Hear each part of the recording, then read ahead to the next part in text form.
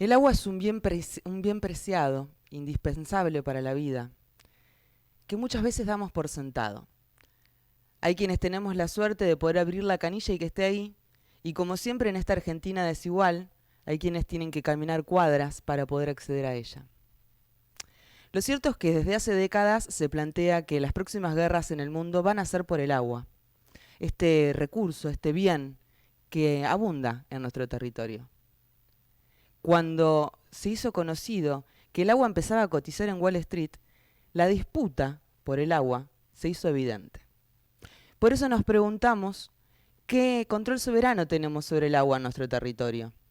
Para hablar sobre todo esto y mucho más, nos encontramos con Hossein Swain.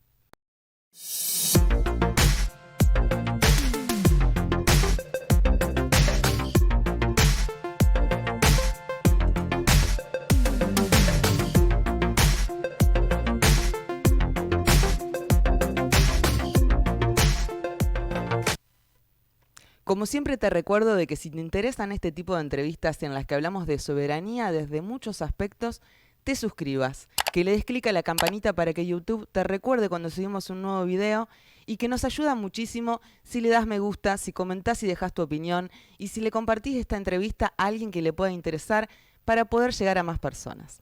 Como te decía, hoy nos encontramos con Hossein Swain. Él es trabajador de Aguas Santafesinas, participa en la Cátedra de Salud y Medio Ambiente de la Facultad de Ciencias Médicas y es integrante de la lista azul y blanca del Gremio de Obras Sanitarias.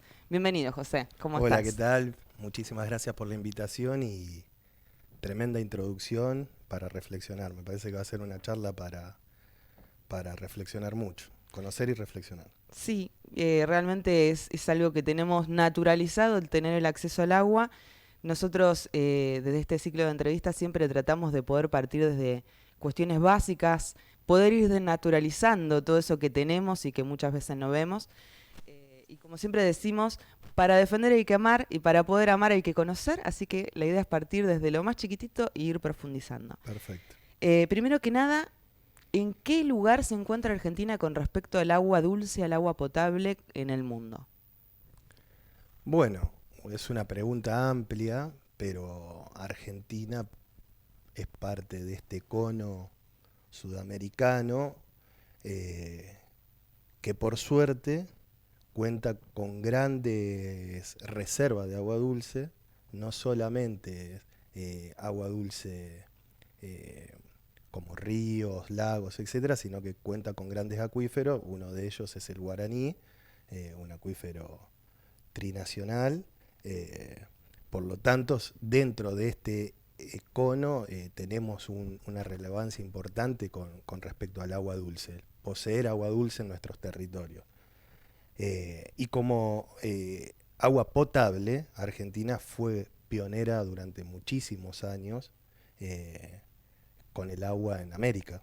Por lo tanto, estamos en una buena condición de, de encontrar y de tener ese elemento vital que es el agua, pero así como lo tenemos, también tenemos que cuidarlo, tenemos que protegerlo y tenemos que optimizarlo, porque por lo menos yo considero que el agua dulce es un patrimonio no solamente del pueblo argentino, sino que de toda la humanidad. Por lo tanto, nosotros tenemos la gran tarea de administrar grandes reservas de agua dulce que van a servir para toda la humanidad en el resto de la historia.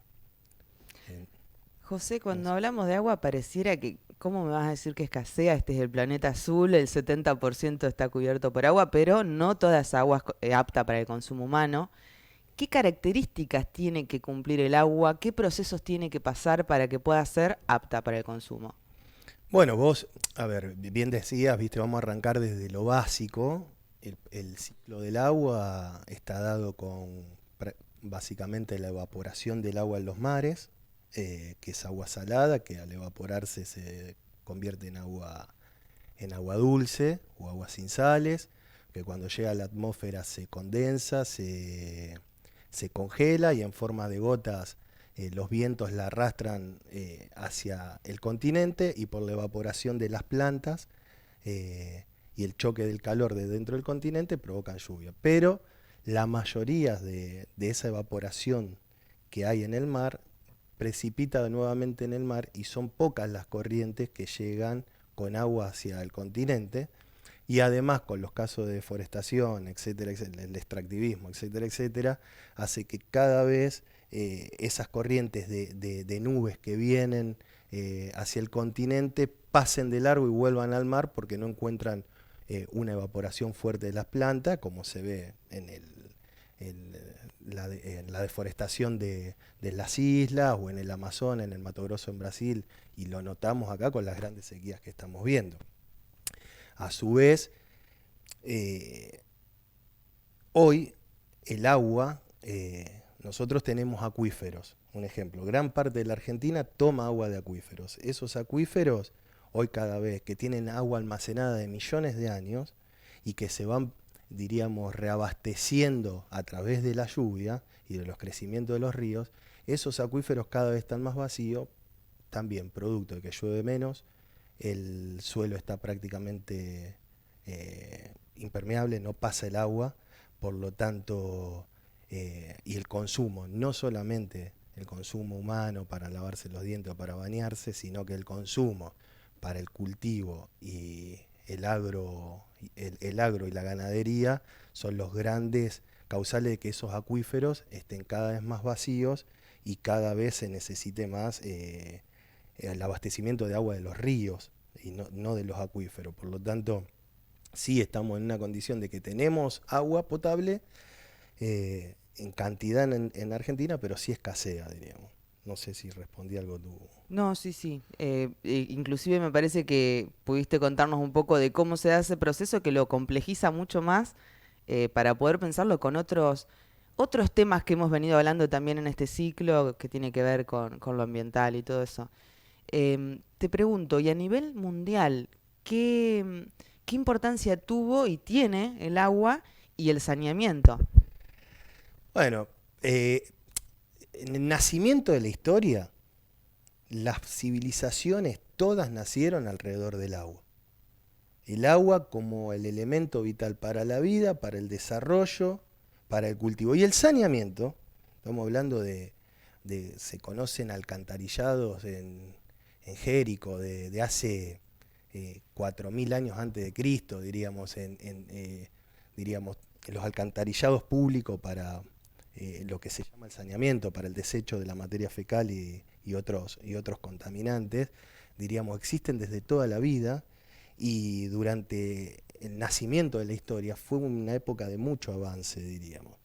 Es decir, el agua ocupó durante toda su historia, salvo en una etapa del siglo, de la Edad Media que fue, diríamos, más sangrienta, que fue destinada, diríamos, a la construcción de barcos para la conquista, que fue una etapa eh, de grandes conquistas, si querés, religiosas.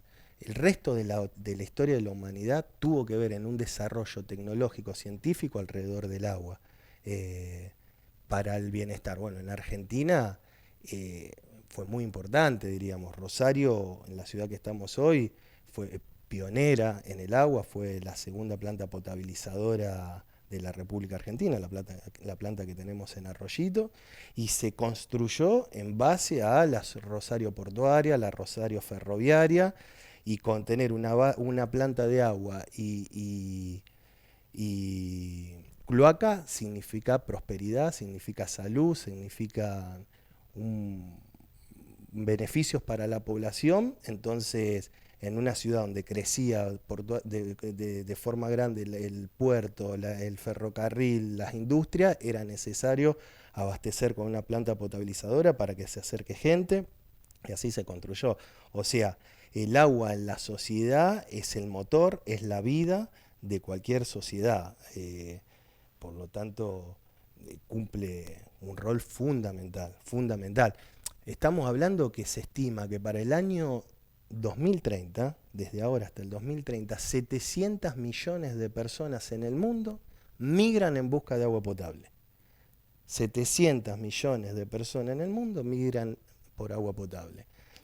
4.500 chicos y chicas nenes en el mundo se mueren por día por falta de agua potable, por enfermedades como diarrea, etcétera, etcétera, etcétera. 2.000 millones de personas en el mundo toman agua de un estanque podrido con materia fecal.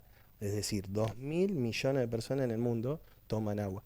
En Argentina, si bien estamos bastante avanzados con la potabilización, hay 7 millones de argentinos que no acceden de forma directa al agua potable, 20 millones de argentinos que no tienen cloaca, no tienen saneamiento, que tiran el desperdicio a un pozo ciego o a donde sea, diríamos. Por lo tanto, cumple un rol fundamental, escasea en el mundo y vuelvo a repetirte, es necesario cuidarlo. Me impactaron las cifras que relataste y bueno, y quisiera si podés desarrollar un poco más con respecto a de qué hablamos cuando hablamos de la escasez de agua en el mundo. Bueno, tiene que ver con eso. Europa es un ejemplo, es un continente que tiene poca agua en toda su extensión. Eh, Estamos hablando por lo mismo, diríamos, el cambio climático y el extractivismo lo vemos en toda la cordillera de los Andes del lado argentino o del lado chileno, donde las grandes empresas mineras usan las reservas de aguas que tenemos, la usan para el extractivismo de minerales, arrasando con todo. Ahí eso produce escasez de agua. Bueno, tenemos que entender también que cuando vos decís, que vos me hacías una pregunta, si cepillarse los dientes, si eso realmente gasta. No, yo creo que de esa forma está bien cuidarla, porque es agua potable, ya es agua que está, digamos, potabilizada, tratada, pero realmente eso no va a cambiar el rumbo de la escasez de agua en el mundo. Es decir, lo que va a cambiar el rumbo en la escasez del agua en el mundo es la forma de producción, cambiar la forma de producción. Nosotros producimos, creo que hay una cifra que producimos alimento para 400 millones de personas. En Argentina hay hambre. Hay chicos, creo que 6 de cada 10 chicos, 5 de cada 10 chicos viven en la pobreza. Por lo tanto, pero la huella hídrica queda acá.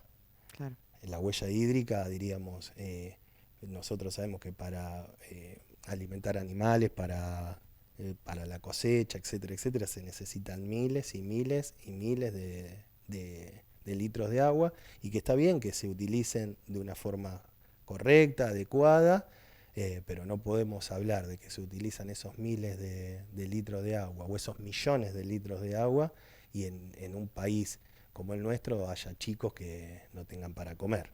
Por lo tanto, ni agua para tomar. Ni agua para tomar, o un agua de calidad para tomar. Por lo tanto, es para replantearse cómo va a escasear el agua acá, que digo, tenemos agua hoy, imagínense en Europa o en África, en parte del Asia, donde está Israel, Pakistán, Afganistán, todos esos países asiáticos o africanos, y una parte de Europa que prácticamente tienen muy poco elemento vital para la vida, que es el agua, por naturaleza y por cuestiones del continente, diríamos. Por lo tanto, tenemos que estar pensando, cuando se habla de guerra del futuro, tenemos que estar pensando de que el epicentro puede ser o no, sea Latinoamérica y sean los países con las mayores reservas de agua del mundo.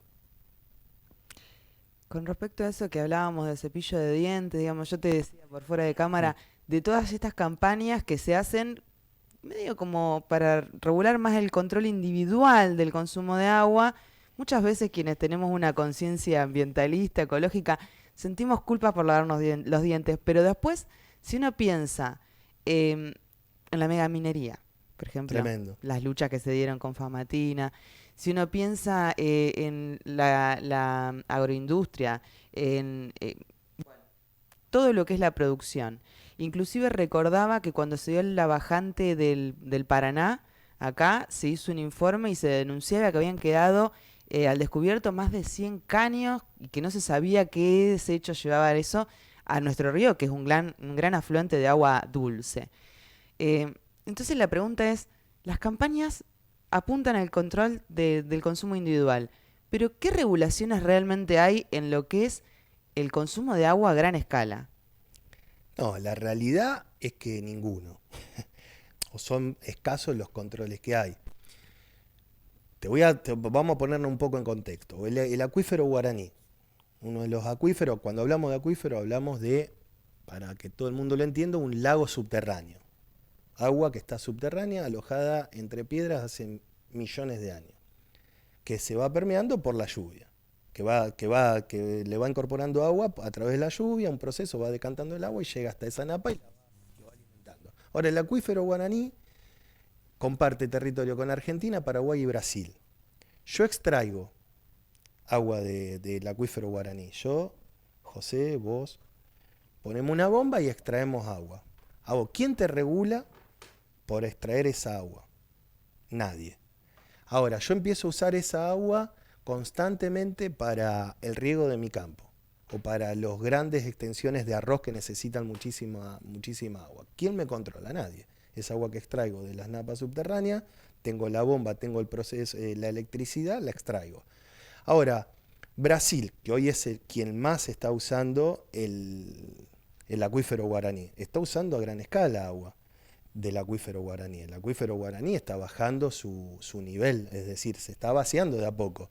Ahora, nosotros como argentinos nos vamos a quedar en algún momento sin agua del acuífero. Ahora, tendrían que haber legislaciones que regulen el uso del agua de las napas subterráneas, que nadie que pueda perforarla. Ahora, vos haces un pozo acá en la Argentina y sale petróleo, seguramente tenés alguna ley que te regula que te dice, no, che, esto es petróleo, acá esto no puede ser tuyo, esto tendría que ser, no conozco la ley exactamente del petróleo, pero sí te digo que vos haces un pozo para llenar la pileta de tu casa, un ejemplo, y el agua es gratis, diríamos.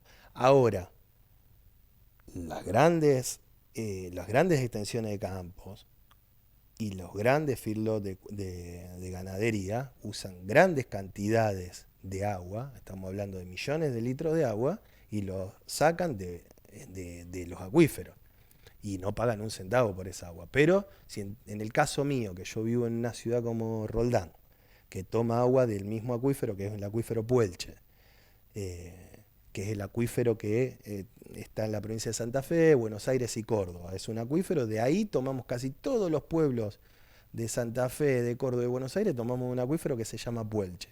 Extraen las empresas cooperativas, que son empresas que están, que llegan a no a la potabilización, a la distribución, rajuneando porque no tienen presupuesto.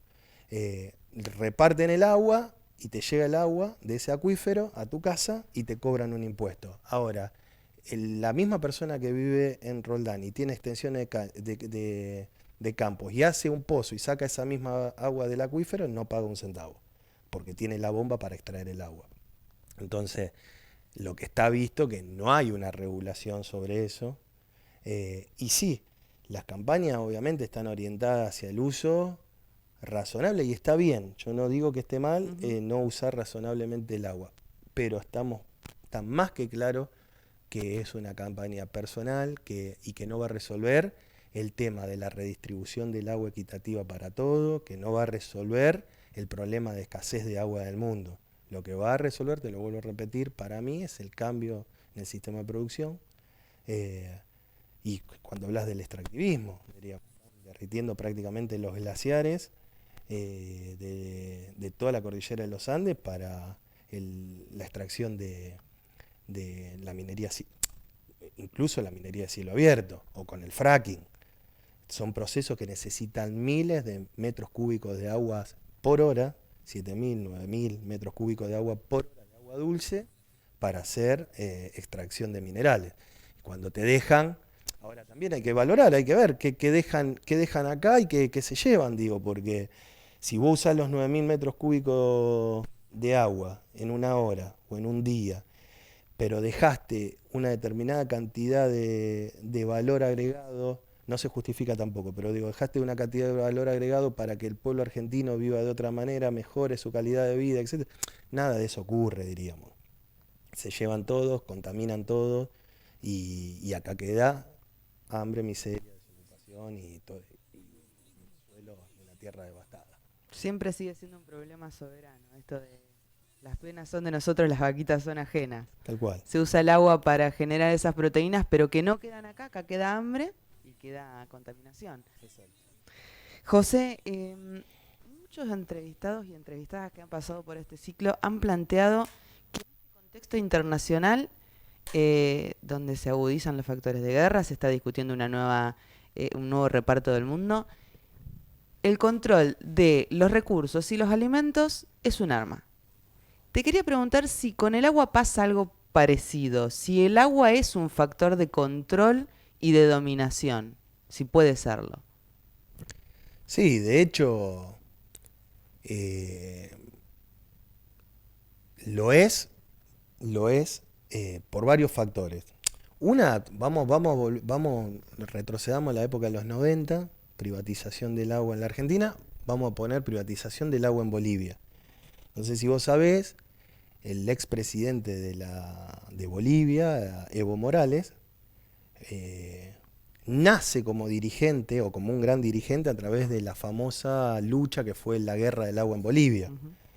Diríamos que hasta los campesinos, cuando privatizan una empresa española, bueno, que privatizan el agua, le cobraban hasta el agua de lluvia que depositaban en tanques para poder tomar. O sea, si vos depositabas agua de lluvia en un tanque, pasaba un controlador por tu casa, veía cuánta agua de lluvia vos habías acumulado para regar tu campo y te cobraba por eso. Imagínate si no es un arma de control y dominación. Bueno, fue la famosa guerra del agua, donde hubo muertos, donde nacieron dirigentes como Evo Morales y que han podido revertir esa forma de dominación. Porque vos tenés el agua y tenés la vida. Yo no te doy a vos de tomar agua, no le doy de tomar agua a él. Una persona sin agua se muere, por lo tanto sí es un elemento de dominación. O miremos el caso de China, un ejemplo hoy, la mayoría de los ríos de Asia nacen en las grandes montañas de China. China hoy está haciendo una inversión millonaria en construcción de represa para generar energía hidroeléctrica. Y también China usa esas represas para contener el agua en forma de dominación de otros pueblos de Asia, como Vietnam, etcétera, que Nepal, etcétera, que cultivan arroz y que necesitan de esas corrientes de río. Bueno, hace unos años tuvieron la producción más baja de arroz del mundo cuando China le cerró las compuertas de todas las centrales hidroeléctricas y generó una sequía en todos los países, diríamos, para abajo. Claro. O sea, y tuvieron que esos países negociar con esa potencia, de nuevo, una reestructuración en diferentes cosas que pedía China para que le abran las compuertas y para poder cultivar el arroz. O sea, te estoy llevando a dos extremos totalmente distintos, pero sí el agua es un arma de dominación porque el agua recorre todos los procesos productivos, y además de recorrer todos los procesos productivos, sin agua no hay vida. Por lo tanto, imagínate si no es un arma de dominación, y tenerla si no significaría tener el agua es tener orgullo, tener vida, tener salud, o sea, y tenerla en Argentina significaría tener soberanía, tener independencia. Nosotros la perdimos en una época, en los 90 la perdimos con la privatización. Y hoy hay una empresa israelí, Mercorot, que es la empresa de agua estatal israelí, que está asesorando a varias provincias de la Argentina sobre el agua. Veremos qué pasa más adelante con eso. José, hace poquito, 2 años y algo, se conoció esta noticia de que el agua empezaba a cotizar en mercados futuros de Wall Street, lo cual o sea, es plantear el agua como un recurso, como una mercancía. ¿Vos qué pensás sobre eso? Temazo porque tremendo ese desayuno de que en la bolsa de valores empezaba a cotizar el agua dulce, casi unos $500 Acrepié, que son unos 1.200 metros cúbicos de agua, más o menos, $500, eso puso o despertó la alarma de todo el mundo, diríamos. Eh, ¿Qué pienso con eso? Que a partir del año 50, en una aceleración de la producción y del capitalismo, se empezó a llamar al agua como recurso, un recurso natural. Y ahora lo voy a poner en discusión, y me parece que está bien que se debate y se discuta si el agua es un recurso natural. Para mí no lo es, para mí es un elemento vital para la vida. Sin agua no hay vida, sin agua no hay desarrollo, sin agua no hay salud. Eh, y ninguno acá decimos el agua, el aire es un recurso, el recurso natural del aire. No, si no hay aire, no hay vida. Bueno, si no hay agua, no hay vida. Y creo que ante la escasez en el mundo del agua y ante la necesidad del agua de producir, se empieza a tomar como un recurso, se le pone un valor determinado y veremos en un futuro cómo se disputa eso. Pero para mí no es un recurso, para mí es un elemento vital para la vida, patrimonio de la humanidad, que hay que cuidarlo y que creo que el extractivismo, el capitalismo, etcétera, le han puesto un valor y le han puesto un nombre como recurso para apropiárselo, diríamos. Y creo que no es así. Yo vuelvo a insistir, y que todo el que mire esto lo vea y lo entienda, de que eh, si el agua tiene valor, diríamos, eh, habría que ver quién podría acceder y quién viviría sin agua. Nadie. Bueno, es lo mismo que mañana nos digan, si vos cada bocanada de aire que vos respirás tenés que pagar 10 centavos, o sea, un precio determinado. Entonces, me parece que el agua no tiene que tener un valor, el agua es un patrimonio de la humanidad, que hay que cuidarlo.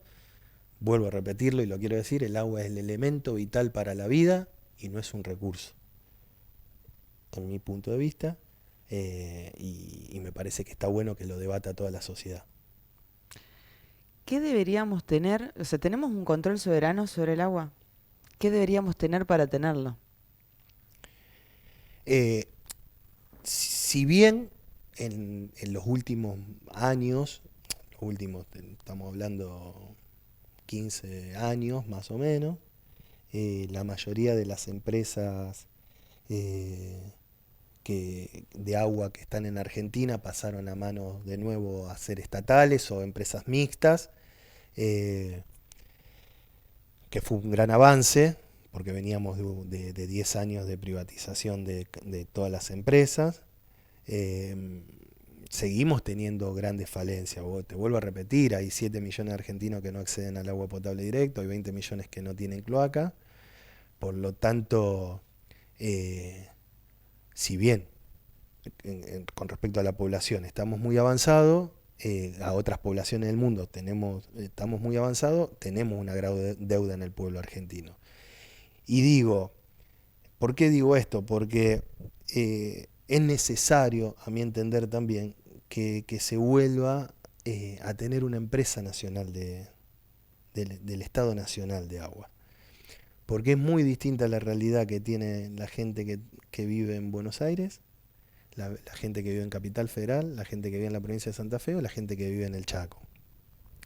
Cada empresa, bueno, una historia media larga, pero bueno, la Obra Sanitaria de la Nación era una empresa modelo en el mundo, de un gran desarrollo, que ocupaba todos los pueblos y todas las ciudades de la Argentina, que con el proceso militar se transformaron en cooperativas o reparticiones provinciales, como era la vieja Dipos acá en la provincia de Santa Fe, y después de eso terminó en la privatización durante 10 años. Parece que hay que volver a nuestras raíces, tener una empresa nacional del agua que garantice agua de calidad, que garantice cuidar ese elemento vital, que garantice saneamiento, porque eso va a garantizar soberanía, no soberanía alimentaria, soberanía sobre la salud. Eh, entonces, hay que volver a eso porque está visto que hay una gran disparidad. Vuelvo a repetirte, yo a 20 kilómetros de Rosario, tomo agua de un acuífero que cada vez está más bajo, que tiene muchas sales, que en algunos lugares acuíferos se le encuentran arsénico, etcétera, etcétera, y a 20 kilómetros en Rosario tomamos agua de una excelente calidad. Y eso es producto porque no tenemos, la empresa provincial de aguas abarca abastece a 2 millones de personas. Hay otras 2 millones de la provincia de Santa Fe que toma agua de ese acuífero y que subsisten las cooperativas que proveen esa agua. Y ni hablar en el Chaco, donde nosotros acá contamos con una provincia relativamente rica en exportación, en un montón de cosas, ni hablar en el Chaco, en Formosa, en lugares donde una gota de agua vale más que el oro, o en el sur mismo, o en el norte mismo, donde la poca agua que hay se la está llevando el extractivismo, diríamos. Y me parece que, y tenemos la contracara, Capital Federal, que es una empresa subvencionada totalmente por el Estado Nacional, que hace cada vez más inversiones, que cada vez abastece más de agua potable y mejor calidad, y de cloaca a Capital Federal y lo que se llama el AMBA, y tenés la controversia que es lo que te estaba nombrando antes. Por lo tanto, me parece que si somos un Estado federal, un Estado más justo, tendría que haber una empresa nacional del agua que controle y que ponga justicia sobre ese reparto equitativo del agua y que bueno, vuelvo a repetirte, eso va tener una empresa que regule el agua va a ser fundamental para encontrar soberanía en todo tipo. Bien, te quiero hacer 2 preguntas antes de terminar, porque el tiempo acá es escaso, pero sé que vos has hecho venías estudiando el tema y tengo entendido que todo eso lo querés reflejar en un libro, que me gustaría que nos avances un poquito sobre eso, que nos cuentes, sobre todo para que la gente pueda... Bueno, yo desde mi ingreso como trabajador hace como 16 años, 17 años atrás a la empresa de agua, entré en un mundo que realmente me apasionó, encontré la importancia de eso y iba haciendo anotaciones que me iban interesando sobre el agua, sobre la potabilización. Bueno, me puse a investigar y bueno, justamente en el 2020, cuando el agua empezó a cotizar en la bolsa de Wall Street, se me despertó la idea de hacer algo, de escribir algo con todo eso que tenía redactado y algunas cosas que iba aprendiendo y que tenía en el tintero, decir, bueno, quiero hacer algo que sea una herramienta para quien lea eso, una herramienta más de conocimiento, una herramienta más de conocimiento básicamente y de poder conocer para poder defender, como decías vos antes, ¿no? Entonces, una herramienta más de lucha en todo este proceso. Así que, bueno, estamos en eso y está en proceso de edición el libro, esperemos que pronto salga. Bien, buenísimo. Y para cerrar, sí te quiero preguntar, va a haber un encuentro federal por la soberanía acá en Rosario el 3 y el 4 de junio. ¿Vas a ser parte? ¿Por qué? Bueno, me llegó una invitación a la cual personalmente acepté con gusto y donde invité a muchos compañeros también que van a participar, porque me parece necesario, súper necesario, debatir todos estos temas, debatir la soberanía. Nosotros, lo estuvimos charlando, la soberanía, el agua traspasa todos los procesos productivos, por lo tanto tener soberanía en el agua significa tener soberanía nacional. Por lo tanto me parece que llevar esto a un encuentro donde va a haber mucha gente de muchos sectores sociales, políticos, laborales, debatiendo en cada punto no estaba mirando algunas cositas, alguno era soberanía en la salud, soberanía en la marina mercante, bueno, en la construcción de barcos, bueno, todos esos procesos están atravesados por el agua y por el saneamiento, y me parece que sería importante, porque aparte arrancan en eso. Sin agua no hay salud, sin agua no hay producción de nada, por lo tanto, estar ahí, participar y dar este punto de vista y llenarse uno de enriquecerse de otras experiencias y poder brindar la experiencia de uno, me parece fantástico. Muchas gracias, José. No, muchísimas gracias a vos por invitarme, fue un placer y espero que sirva esto y nos vemos pronto. Hasta pronto. Hasta luego.